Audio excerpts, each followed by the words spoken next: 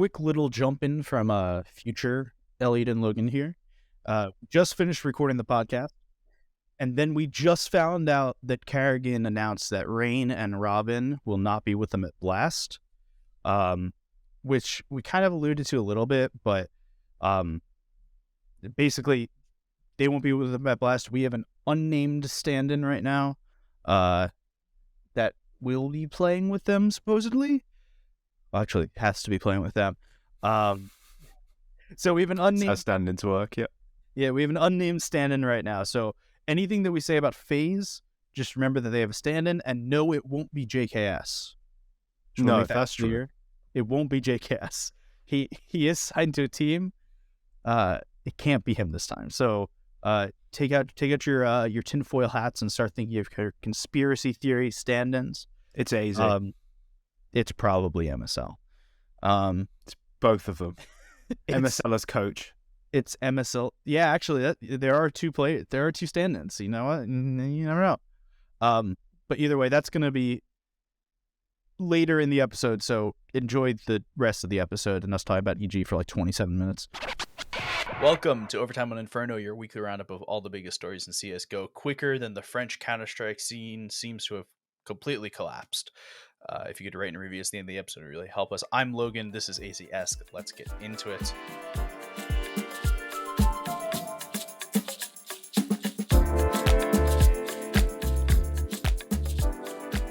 We have a variety show today of things. We've got the end of the off-season roster moves, of which there's a couple of things around that are happening, and then we'll have some Blast Premier Spring Groups 2023, which is the official name of the event preview. That will be the only time we'll say the official name of the event. Yeah, after that we'll just call it Blast. Blast is blasting off again. Yeah. We'll talk about Blast towards the end of the episode because matches start tomorrow as we record, today as you listen. So there will be some important, unless you're listening on like Friday, in which case it was yesterday. I don't know why you're listening on Friday. Listen when the podcast comes out. That's when it's... people are busy. They got busy lives. Maybe they've got a job where they just work all week, like the week, and then they finish early on Friday at the weekend. They're like, I'm going to listen to the podcast now. You've just called them out. Yeah, but I have a job and I managed to record it on Wednesday on my lunch break. So well, you've called them out unnecessarily now. All right, let's get started. I still love you, listeners. Don't worry. Let's get started with the roster news. We'll start with the thing that just needs one last little bit of confirmation. Cloud9 has actually done it. They've signed Buster. Not that anyone expected anything different, but it's officially announced. So there you go. What a boring move. It's so boring. I'm sure it's fine. I'm sure it's probably a better move than I'm giving it credit for, but it's just so boring. Like, the problem with this move, and we're spending very little time on this because we've spent so much in the last 2 weeks, is it is A, a boring move, and B, it is not going to help them.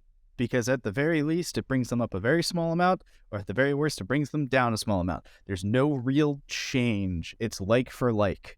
Yeah. In the end of the day. Agreed. Something else needs to happen. I don't know what it is right now, but it's something with the core of players. And I'm not keeping Hobbit in there. I think it's Nafany, but you give him another chance with this roster if this roster doesn't work. Yeah. Like, Cloud9 had 2 top 5 players in the HLTV top 20. Mm-hmm. And they won one event. And it was in America. Never really looked like winning any other. And the event they won was in America. And yeah, I don't mean that in like a terrible way, but like America still had bad COVID stuff coming in, and like a lot of people couldn't make the event. Yeah. If we remember back to IEM Dallas, there were a lot of teams with just stand-ins. Yeah, a lot of teams with stand-ins and teams didn't make it, and it was like kind of a weird event. Yeah. All right. Yeah, they won it, but like that's just not enough. Yeah.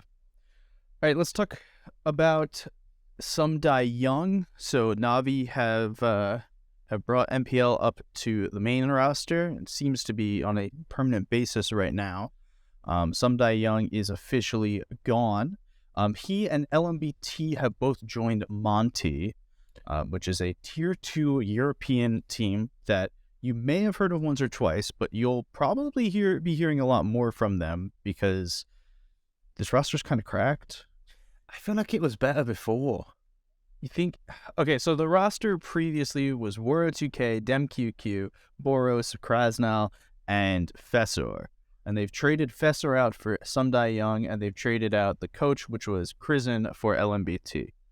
Yeah, I kind of preferred the one before. Like, if you're going to be a team like this, which is clearly an upset team, yeah, you want as much, like, variance as possible. Sundai Young for a good team is perfectly fine because he's not a particularly high variance player.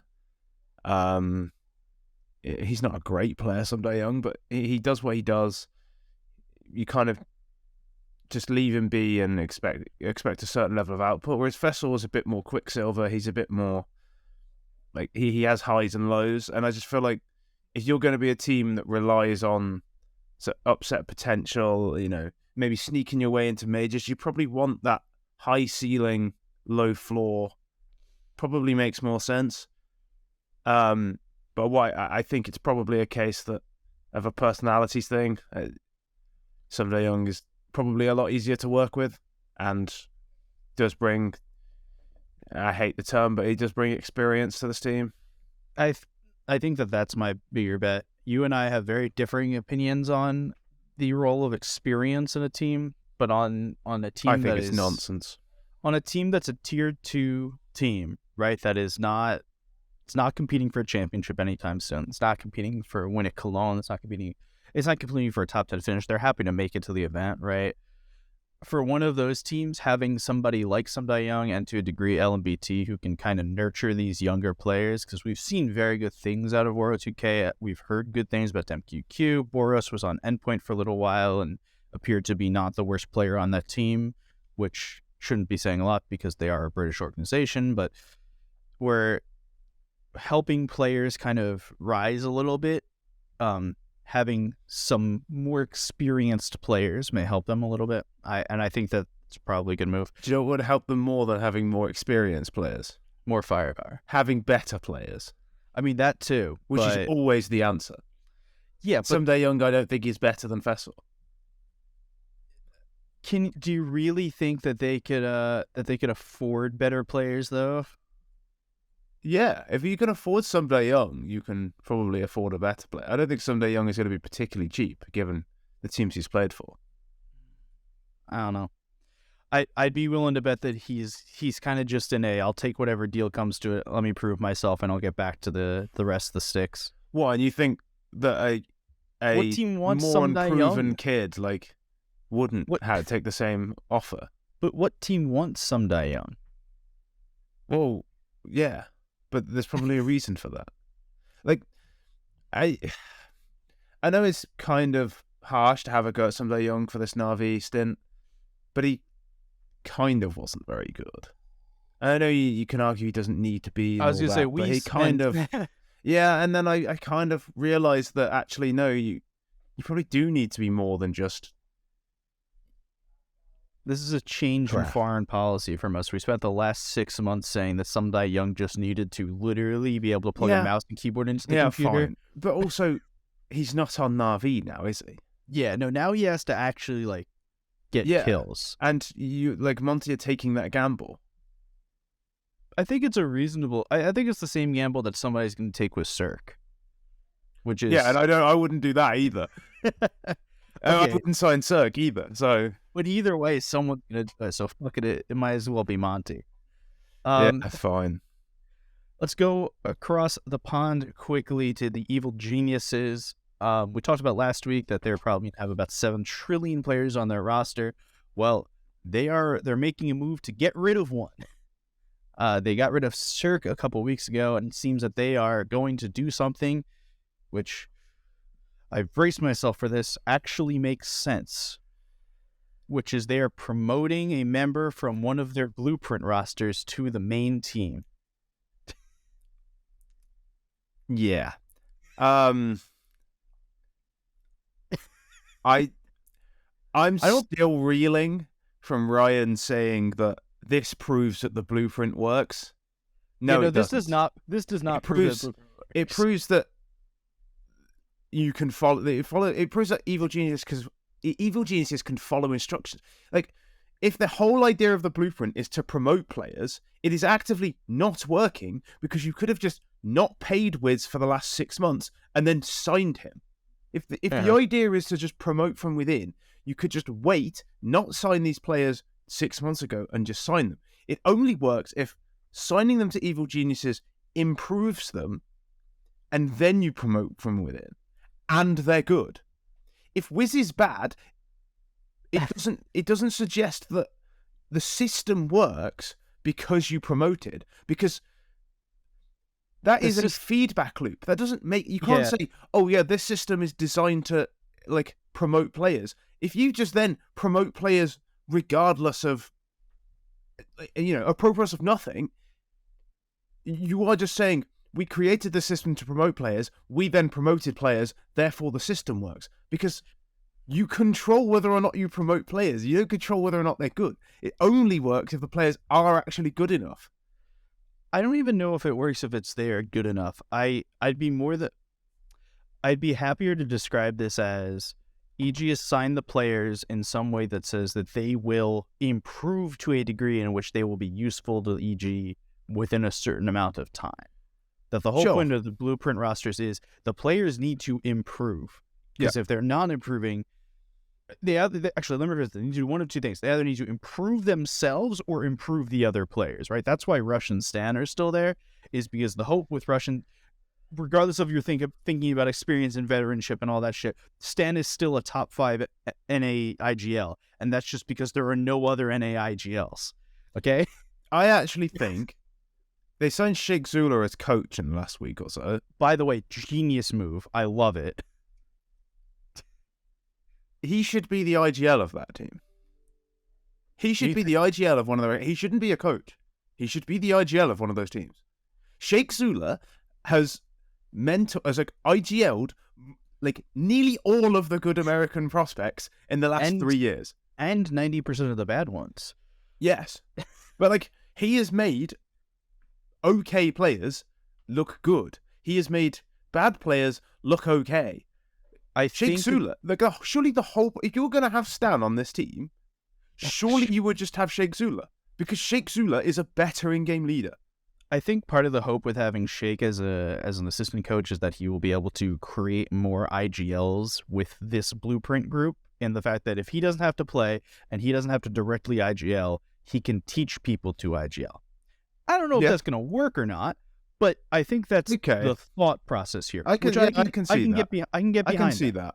I do think you would be better off just letting him improve the other players and just signing in-game leaders from elsewhere like they've done for the main team anyway. I think it can still work, and I think they probably want to continue to pull from NA, and I know that they pulled Nealon from elsewhere, but I think they'd like to be able to make their own homegrown IGLs who kind of have some moves within. So... But then if the Sheikh thing, but Zula creates other IGLs, why is Stanislaw in the academy team? Stan is his own. I have no clue. Do you know what I mean? Like that doesn't. Like, I actually agree with you. If the idea is to create IGLs and you have Sheikh as a coach to do that, I actually quite like that idea. But there's no point having Stanislaw in that case. There's no point having. Is it Pone alone who's the in-game leader for the other team, or is he? Yeah, I can't remember. I think it's Pone. It may be Ben Leet, though. I think it's Pone. Yeah, I can't remember. But like, it's one of the two. You know, sure, I don't know. To me, it makes more sense to just have Sheikh in-game lead because he consistently makes players better. Like, you just have him in game because you're not trying to win with this team anyway. You have Stanislaw. Like, you're not trying to win. I have a feeling that we will see more movement on the blueprint teams after Sheikh has become coach, because I think that Sheikh has a better pulse on the North American he has fantastic scene. Talent ID. Yeah, than the rest of the EG roster have it. And that's nothing against Valens or Mad Cow or Vorberg, who are still there, right? No, it's true. Sheikh Zula is he is the American talent finder, right? Yeah, if you're an American talent, you've almost certainly played with Sheikh, or you're Alish and Naf who were around pre-Sheikh, right? I described him as the NA Crystal. Day. where he is Yeah. just a terrible player, but it's like he's such a good in-game leader that you keep him Doesn't around, matter. and he's always valuable to a tier 2 team. So I think Shake joining means there will probably be roster moves on the lower rosters. We've already seen some of that happen with George Snorts and Pluto officially being signed, though they were technically prior to Shake. I'd be willing to bet that there was conversation in there because, I don't know, that would just make sense to me. The reason, going back to this, Blueprint works if a player gets better enough for them to put on the main team, right? The whole point of the Blueprint is you have to actually get good. So this works if Wiz is good. Yeah, which he might be. And But it works if Wiz is better than he used to be. I just don't like that. Oh, It's yeah, no. already been declared a success. Yeah, no, it hasn't been a success. No. All right, and that's been your weekly edition of TLDR Shits on Ryan. This is a weekly edition of Evil Genius's roster move. Yeah, really. They make a roster move every week. We have to start counting how many roster moves because we have that. We have whoever has the most roster moves by the end of the year. We got to start counting these. It's not worth the effort. It's always right. going to be an NA team. All right, I got one more thing, but before we do it, I have a question for you. And tell me if you've heard this one already. Hades is signing to a new team. It's called Nine. Yeah. How do you spell Nine? Isn't it 9-INE? Yes, it is. God, Which- esports team names are so dumb. I don't know. I kind of like it. But someone's going to pronounce it as Nine. Yeah, which kind of sounds cool. That sounds better than Nine. Yeah, I don't know. I don't hate that team name too much. Kind of like it. It's stylized. Yeah, Hades signed to this whole Polish team named Nine. I have no other words other than Hades signed to the whole Polish team named Nine. Yeah, Hades is a decent enough player who... Well, he was signed to Ents when they weren't that good, and then when they became good, it became clear it was like, oh no, he's actually just not quite good enough for this level. Yeah, But- it wasn't because of him that they were good. But having said that, they weren't very good before he joined, and then when he joined, they started rising. So maybe there's something like about him that makes him To me, this feels really like good. But yeah, this feels like an Oscar Sinners kind of situation. And like he's probably going to destroy whoever Nine plays against. Oscar was better than Hades. I was never Oscar's biggest fan. His ceiling was insane. My problem with him was that he would just go missing halfway through games. Whereas like Hades' ceiling is probably top end of tier 2. Oscar's ceiling was like 30 kills against FaZe in 15 rounds. Like, Oscar's ceiling was ridiculous. And so when he dropped down, it was like, oh yeah, no, we know he can AWP against the best AWPers in the world. Hades, we know he can't AWP against the best AWPers in the world. All right. Were there other moves? I think there were other moves that I There's didn't have Heat, pulled out. who appears to collapse it. You want to explain this? Because I don't know about this. Well, I'm not 100% sure what's going on, but they've, like, Afro and Body are leaving. Afro's going to LDLC. I think Body's going to Falcons. I think what happened was, I know Heat weren't a particularly rich team, and they like got funding to sign Jax, and then that hasn't really panned out as they expected, and I think they're now going to have to cut costs. But it's going to be just before the Paris Major to see a decent French team collapse. Body was the guy who created Double Pony, or he was one of the like founders of Double Pony, who then became Heat, and even he's leaving now, which kind of suggests it's all collapsing.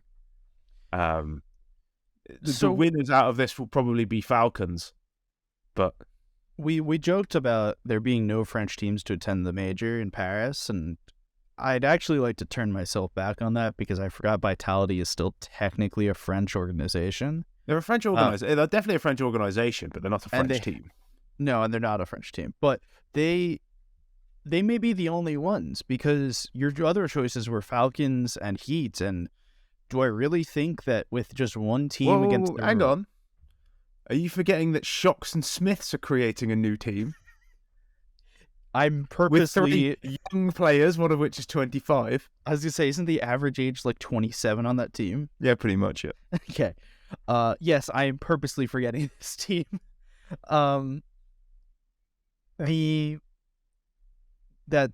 next hopes after Vitality of making the major as like an actually French organization and a French team that's majority French is Falcons and Heat. Yep. And the reason that I could be Falcons aren't a French org, but French team. Okay, we'll go with French team. The reason that I was fairly confident that like a French team will make it was because, well, there's 2 of them, and you know, numbers wise, one of them's probably gonna get in. But I used to think Falcons were good, but I feel like they're just they're not actually improving. Every time they sign a player, they're not actually they getting signed better. Kenny S. There's obviously no want for them to actually be better. Yeah, like they signed Kenny S because it's Kenny S. I'm pretty sure. Like I don't think they signed him for any reason other than the fact that it is Kenny. Although apparently he was playing really well the other day in EPL conference, which they have something. 2. So they have 2 players on this roster who have been kicked off of Tier 1 rosters for just not being good. I would say they've got 4 players who've been kicked. Well, if Body signs, they've probably got 4 players who've been kicked off Tier 1 rosters. In fact, they've got all 5 of their players have been kicked off Tier 1 rosters at some point. But let's make there's a difference here between Kenny S and MBK and Masuda, who we have. I think many Masuda times, is probably pretty good. We've spent many times saying that Masuda is better than Vitality said, and it's just because he was put in shit spots. But like every time they make a signing, I don't feel like they actually get better. They just get older.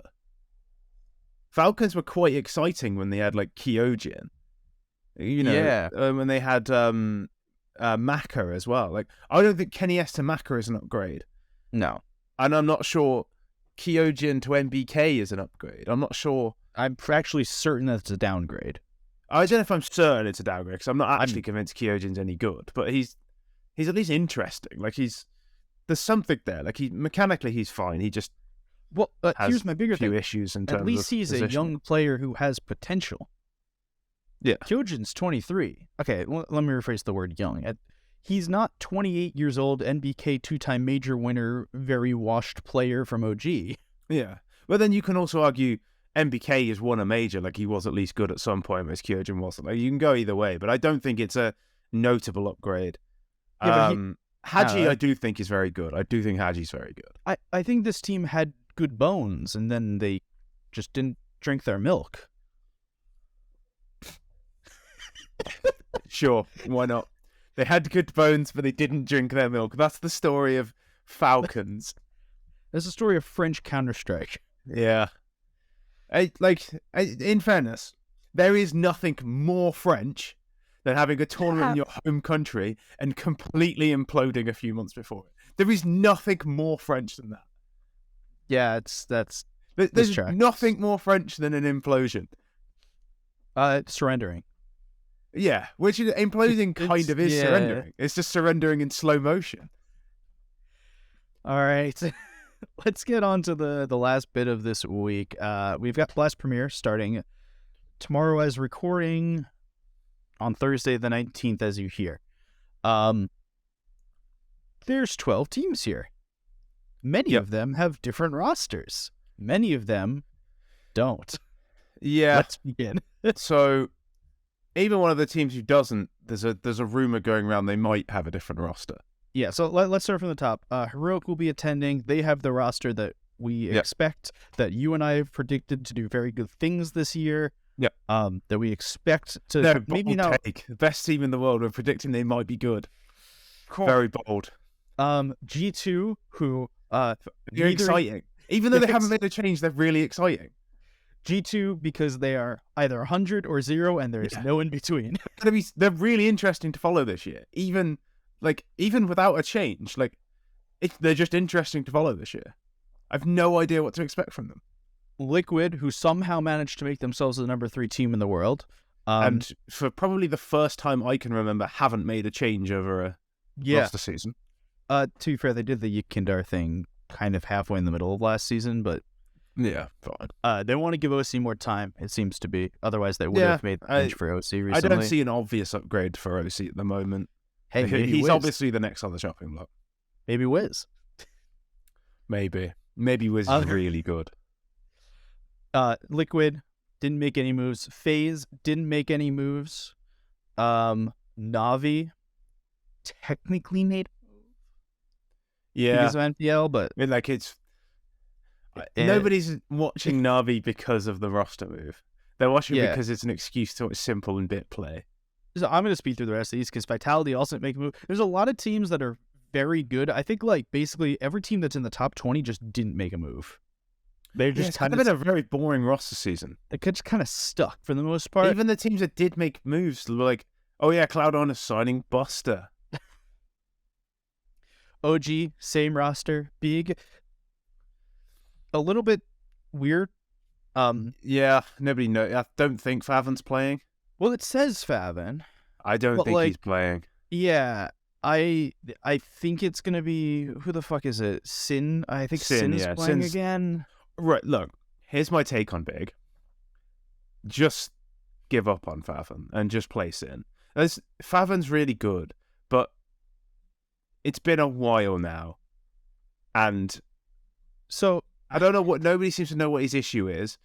There seems to be no communication on whether or not he's ever going to come back. Sin's clearly really good. Just say, you know what, Faven, you're out of the team until one of these players messes up. So, for what it's worth, in a match against Havu, Faven did play in December in CCT Central Europe. So maybe he's back. I think he can't go to LAN for whatever reason. I think that's kind of the issue. But I don't know. Nobody seems to know what's going on. So if Faven's playing, then it's business as usual. If Sin's playing, then it's business as usual. Sin's a really good player. Like, let's be very clear on this point. We are very high on Sin here. NiP is our first team with a big roster move. They've done minus S tag plus head trick. Look, it'll be head trick's first piece of tier 1. Going from res AWPing to head trick AWPing should be like going from margarine to butter.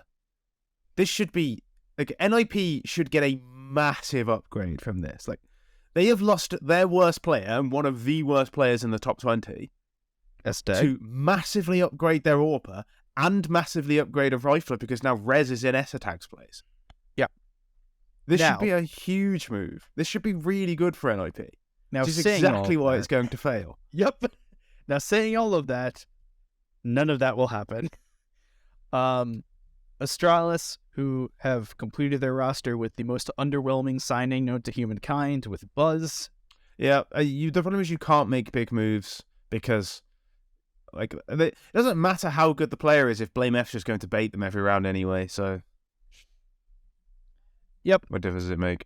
Complexity, who didn't make a move, but realistically didn't have a move to make because North America. And Evil Geniuses, who we just talked about with Wiz. So those are your 12 teams. We have schedules for the 12 teams. Let's start. Let's start with the Group A. This is one of the stupid fucking events again. Yep, where nobody goes out, like it's all just seeding. Yeah, so there's no winners. Yeah. So you can win your group, and then there's a second place thing, so you get 6 of the 12 teams. This is so fucking dumb. All right, let's start with 6 of the 12 teams go to the spring final. The other 6 go to the spring showdown, which is basically a second chance qualifier for the spring final. Yeah, but there's no... So it's like triple elimination or something? Yeah, there's maybe quadruple elimination? Whatever. Group A, let's start here. Heroic, Evil Geniuses, Vitality, Astralis. I think I speak for both of us when I say it should be a heroic win in the first round against DG. I would be very surprised if minus Cirque plus Wiz means that this team is a world beater. Well, yeah, I mean, like, and you're not going to learn anything about it by playing against Heroic, who are probably just going to smush them anyway. Yep, and then Vitality, Astralis, I think both of us are on Vitality here. I don't think either of us are particularly... I don't particularly think either of them are great. Yeah. There's a world where Device is really good and Astralis win. My answer is just ZywOo greater than Sign Device. That's kind of my today answer, because everyone else kind of just lines up to be the same. I'm not particularly high on Vitality, but they've shown a higher ceiling more recently than Astralis, probably. Yeah. Not high on vitality, but like higher than on Astralis, which is not saying a lot. The bar is very low. Yep. The game I'm actually most excited for in this group is not Heroic Vitality, because that should go Heroic like every day of the week. The game I'm actually excited for here is EG Astralis. Yeah, that could be fun. Because EG, we've said the bar is very low, because the bar's very low. But the bar for Astralis may not be much higher. The bar for EG is very low, but Astralis are terrible at Limbo. Yeah, and if BlameF's just going to bait his... if they're going to run this team the same way it was run last year, with BlameF just running in and, not running in, actually, and baiting the rest of his teammates, then I don't see how this, EG might actually have a decent shot at winning. That should be a fun game. I legitimately think that will be fun. Whoever loses, you can clown, which is just always funny. Like, if Astralis lose to EG, that's hysterical. If EG lose, that's just always funny. Here's the thing, and even if they win, we can probably still clown on them. Yeah, because they're just going to get piss-stomped by Vitality anyway. This group should be a heroic win, and Vitality should go to the knockout round. Yeah, it should be. There's a world where Astralis are better than Vitality. But either way, I mean, realistically, there's probably a world where EG aren't the worst team in this group. Yeah, I'm not sure we live in that world, but the problem is it's heroic, and then about 7 kilometers lower is everyone else in some sort of order. But then we are coming off a player break, and weird things happen first event after a player break. So yeah, but heroic or heroic, but do you remember when they signed Yabi and they came back after a player break and they were rubbish? Yeah, because they had just signed Yabi. No, this was they signed Yabi, they were bad, and they came back after a player break and they were still bad, and I was like, oh, yeah. And then it was oh no, it was just a player break thing. We'll see. Speaking of which, Complexity are going to beat no. Yeah, so Group B, FaZe, Complexity, Liquid, OG. This group is more interesting because we have 2 teams that could actually play a final and be okay with it. Yeah, FaZe versus Liquid should be a banging game. It always has. Complexity versus OG should be a fun one as well, to be fair. Yeah, actually, most of the games in this group are just going to be fun. This opening round is going to suck because it should, Liquid should be... Actually, Liquid OG will be a good game because knowing Liquid, they'll fucking throw half the rounds. This is the sort of game that OG will win. I can see OG beating either FaZe or Liquid, but I could also see them losing to Complexity. The worst thing is, this is the game that OG could win, but it's also the game that Liquid could lose. This is a game that, you could... any day of the week, I could go and see the Liquid OG matchup and go, yeah, Liquid could lose that. That is, it has that nothing is to prime Liquid slipping up territory. It has nothing to do with OG. It has everything to do with Liquid. Yeah. It's prime slip-up territory. This group will be fun. If I had to give a finalist from the group, which I do because we're pundits and predict things, it'll probably be FaZe, but it could be Liquid. They'll be FaZe. I just got a feeling they're just gonna come in at the start of this year. They're gonna come in middle of last year, where they were just the best team. Just got a feeling. Everyone's kind of a bit dodgy at the moment. I'm actually, I've thought about it, and I think I saw Carrigan in a suit with a FaZe necklace the other day, and I was like, yeah, no, he's winning everything. Was it the super drippy diamond out one? Yeah, and I'm like, okay, yeah, no, he's not fucking around. They're gonna win something at the start of this year. All right, and then what may be the most interesting group, because I have no clue what to think about this. Yeah, this is a fun one. G2, Big, Na'Vi, and IP. We start with Headtrick versus his old team. Headtrick versus Simple. Yeah. Against his old team. That's his debut on NIP. There are 3 Na'Vi offers in this group. Talk about fucking pressure, though. You've gone from the academy team. Your first game is against the best AWPer in the world, the best AWPer of all time, the best player of all time, or your own team. Yep. And the coach who said you weren't good enough to play in Tier 1. And you know who your second game may realistically be against? m0NESY. m0NESY, who was the guy before you. That is some serious pressure on Headtrick, because, I think he tweeted the other day, he's I didn't expect this, overwhelming support. He was an academy player. He is not used to this pressure, and his first game is quite possibly the most difficult game he'll ever play in his career against a coach who's sort of doubted him and the best AWPer of all time. The best player of all time. Don't Yeah. even say best offer. Like, But like, I mean, like in a 1-to-1, like is what I mean. Like he's, yeah, it's like if he performs in this game, I'm already willing to call him one of the best authors in the world because the stakes don't get much higher than this. the thing is not just that. It's that he has, like, you go and say, oh, the Navi system, he could be the next Simple, or he was the guy that replaced Monesi. He could be the next Monesi. And your first couple of games are against both of them. Yeah. Like, that's terrifying, man. And knowing NIP, they're going to drop all of them, and it won't be Headtrick's fault. Yeah, there's a like. Can you imagine if Headtrick drops like 28 kills and they lose 16-7? Yep, Can you imagine? That would be so funny. I actually think the most. That actually might be the funniest outcome possible. Is that Headtrick drops like loads of kills and they get smacked? That would be like so funny. It's like Device's first game back with Astralis. Device dropping like 34, and then them still losing to like Heat or some shit. I looked up this game the other day. Have you ever seen Simple on Flipside versus Na'Vi in a best of 5? I'm going to go and find it because it is the most absurd series I have ever seen. No, but I've seen the simple what was it? He was subbing in for Mouse Sports, and Right. he named himself Complex or some shit like that. This is Great a time. best of 5. All right. It was at the CCS kickoff season in 2015. Simple at this time, so this is 8 years ago, Simple was in his teens. This Playing was for pre-liquid. This is pre-liquid. He was rifling as well. He wasn't AWPing at this point because, and I'm not fucking with you, World Edit was their primary author. Big World Edit fan here. They had Markelov, World Edit, and Simple, and World Edit was the main author. Flipside won this series 3-1. Yeah. First map was Cash, 16-6. Simple goes 32-10. In 22 rounds, he dropped 32-10, rifling. Wasn't Blade on that team too? Yes, Blade was his in-game leader. Okay. Second map, Overpass. Na'Vi won 16-5. Simple goes 13-17. So he goes negative on map 2. Map 3, Cobblestone. 16-14, 30 rounds, all in regulation. Simple goes 39-16. That's a plus 23 with a 2.04 rating. Fourth map, Mirage, another 16-14. Simple goes 30-20. In a 4-map series, where in one map he got 13 kills, he went 114-63.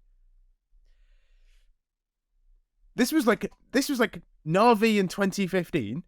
Simple without an AWP. Yeah, that was 114-63. That was Zeus, Flamey, Seized, Guardian, and someone else who Edward, right? That was like an actually cracked team in 2015 too. And that was before he had the op crutch. The next highest fragger in the server was Edward on 78. Simple again, 114 kills in 4 maps, one of which he got 13 kills in. He went plus 51. The rest of his team went plus 5, minus 9, minus 9, minus 16. It's the most absurd hard carry I have ever seen. So you're saying that's... I remember this the other day and looked it up and I was like, I just cannot believe it. So that's what Headtrick has to do here. I'm saying that's what Headtrick's up against. That's the player he's been compared to when he played against Na'Vi. He got 114 kills without the op. No pressure, Headtrick. Yeah. Let's talk about the other game for a second here. G2 Big. I have no idea. I have literally no context clues, no predictions. G2 are definitely losing, aren't they? They're just definitely losing. There's no way. They've just won an event. They're definitely losing. We say this every time, that Big is just so uninspiring, but they are like the breakpoint team of like, if you're worse than Big, you lose to Big. If you're better than Big, you win against Big. And to be fair, we say that, and I'm not sure I believe it anymore because I actually believe it's more outsiders than Big at this point, but either way, Big is like drilled. And they have, if there is one thing that Big is they have a consistent in-game leader who wants to play his game, and the team is bought into how Tabson wants to play the game. Yep.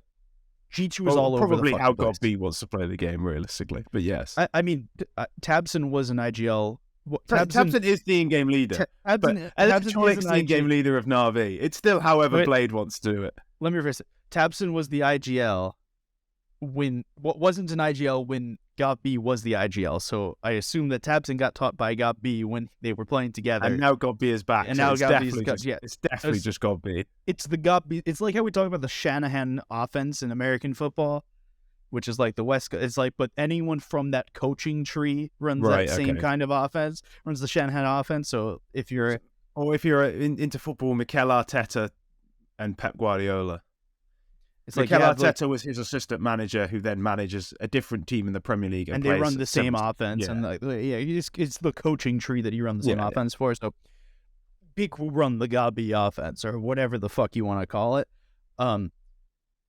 And it's a very drilled offense. It's a very drilled form of Counter-Strike that will prevent G2 from doing stupid shit of like Monesi goes for 38 in a game or Nico goes for 38 in a game or literally anywhere on this This is going to drop 38 and they're going to win. I don't know how. How it's going to happen, but it is. There's no way G2 don't lose this game in hilarious fashion. There's just no way. Yeah. We're going to like not defuse again somehow and lose. Probably. So getting out of this group should, saying this fingers crossed, assuming that things go correct, should be Na'Vi. Yeah. It should be a Na'Vi G2 final. But we reserve the right to say that anything else could happen. Yeah. Because this group is whack. Yeah, when you have NIP, G2, Big, and first game of the event, Na'Vi, in the same group, literally anything can happen. Yep. And none of it matters anyway, because it's all a seeding event. Yeah, this event's stupid. Do you have any other bits on Blast Premier Spring Groups 2023 72-45? I don't believe so. All right. Well, then that's going to be it for this week. Short episode. Well, we can briefly talk about the HLTV Top 20. Oh, yes. Because the conclusion of that was obviously this weekend with Simple won it. I know, mad shot. Insane. My personal favorite moment was when Blade was given Coach of the Year, which I personally thought was pretty reasonable. And he went on stage, he was like, yeah, I don't feel like I deserve this.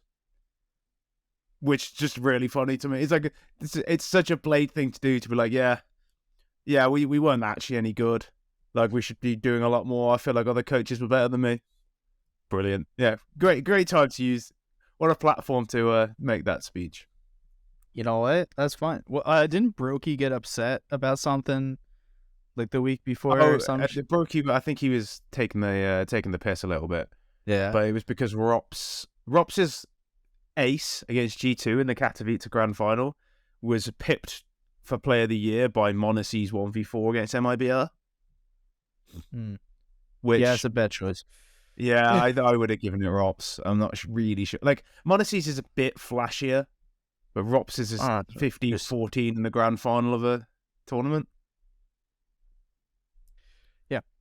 If I remember to ask Editor Beef, we're going to put the photo of you there right on the screen at this point. Yeah. And you can comment below in the YouTube section whether Elliot should keep his mustache or not. There was a...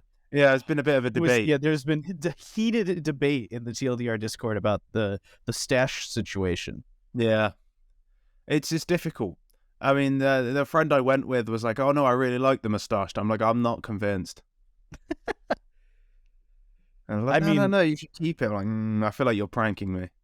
I say this in the nicest way possible, but this is a you problem. For those of us who can grow full beards, we just grow full beards. Yeah, I could only grow a chin strap, and even then, it only follows my face on this side. And it's super scraggly.